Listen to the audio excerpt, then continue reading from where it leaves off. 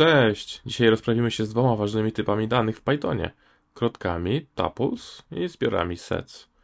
Dowiemy się, czym się różnią, kiedy warto używać jednych, a kiedy drugich, oraz jak wykorzystywać ich unikalne właściwości w praktyce. Zapraszam.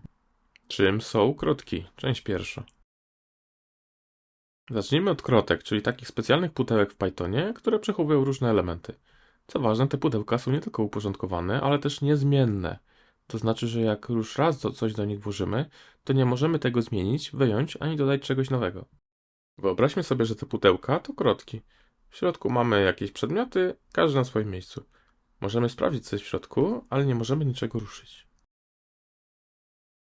Zobaczmy na tablicy, jak wygląda tworzenie tej krotki. Najpierw tworzymy zmienną, nazwiemy ją na moje dane, później przypisujemy do niej właśnie tą krotkę. Zaczynamy krotkę za pomocą tego nawiasu. Sobie pierwszą wartość, każda ma swoją pozycję, zaczynamy od zera, co będzie później widoczne. Oddzielamy pierwszą od drugą przecinkiem. Jakaś druga to będzie po prostu 30. No i kończymy krotkę nawiasem. Hej, jeśli podoba Wam się materiał, to nie zapomnijcie dać łapki w górę, zasubskrybować kanału oraz kliknąć dzwoneczek. Dzięki. Zobaczmy teraz, jak to w kodzie działa. Najpierw tworzymy sobie krotkę i pierwsza wartość no to będzie nie, druga no to da i trzecia tam się, czwarta zmienić. No i ostatnia jakaś 50. Dobra, wypisujemy sobie wartości. Krotka 0 wypisze pierwszą wartość, tak jak zresztą wcześniej mówiłem. To wypiszmy sobie jakieś tam pierwszą i ostatnią, bo ostatnia to jest 4, bo zaczynamy od 0. No i widzicie, wypiszę nie i 50. Dobrze, jak na drugą zmienimy, później trzecią i czwartą. Odpalmy sobie guziczkiem teraz i widzicie, jest po kolei. Nie da się zmienić.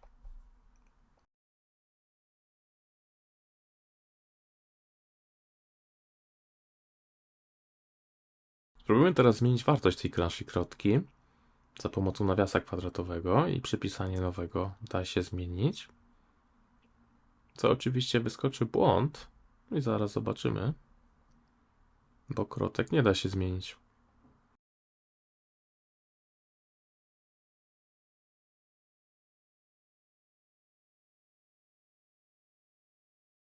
Krotki są przydatne, gdy chcemy przechowywać dane, które nie powinny się zmieniać, np. współrzędne geograficzne, daty urodzenia czy konfigurację programu. Czym są zbiory? Część druga. Teraz przejdźmy do zbiorów, czyli takich worków w Pythonie, które też przechowują różne elementy.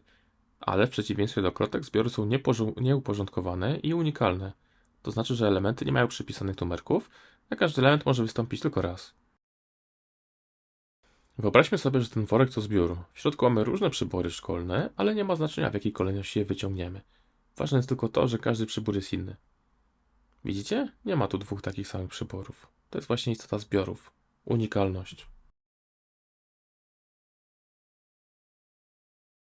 Zobaczmy, jak wygląda tworzenie zbioru. Tworzymy podobnie jak krotkę. Najpierw jest tworzenie zmiennej, później przypisanie i później nawias. Tylko zamiast okrągłego, no to taki. No i tam pierwsza przechowywana unikalna wartość. Będzie muzyka. Oddzielę pierwszą od drugiej. I będzie druga. No i kończymy tym nawiasem. Dobrze, a w kodzie to już wygląda tak. Tworzymy sobie.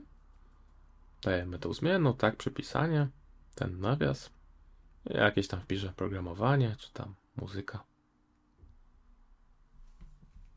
Wypiszmy sobie do konsoli całe zainteresowania. No i będzie i to, i to. Widzicie też z nawiasem. Teraz sobie zróbmy inny zbiór z powtarzalnymi wartościami, by zobaczyć, że się nie powtarzają później, jakby będziemy wypisywać. No to tam powtórzy się 1, 2. Dobrze, wypiszmy sobie. Odpalmy. I widzicie? Tylko te unikalne wypisało.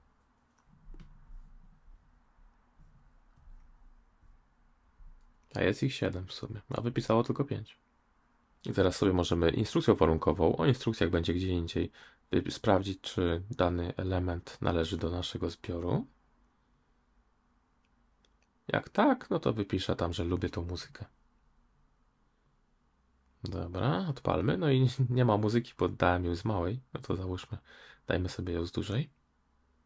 No i faktycznie jest. Lubię muzykę, wypisało. Zbiory to nieuporządkowane kolekcje unikalnych elementów, które idealnie nadają się do sytuacji, gdy kolejność nie ma znaczenia, a chcemy uniknąć duplikatów. W następnej części filmu porównamy krotki i zbiory, abyście mogli lepiej zrozumieć, kiedy warto używać których. Krotki kontra zbiory, część trzecia. I porównajmy sobie kolejność, czyli to, czy będą numerki, czy nie. No to krotki są uporządkowane, a zbiory nieuporządkowane. Zmienność, czyli da się je zmienić, czy nie. No to krotek się nie da, zbiory się da. Unikalność. Czy mogą być duplikaty, czy nie? W krotkach mogą być, w zbiorach nie. No jakieś najczęstsze zastosowania, no to w krotkach tam dane niezmienne, a zbiory jakieś usuwanie duplikatów. To wziąłem jakieś typowe.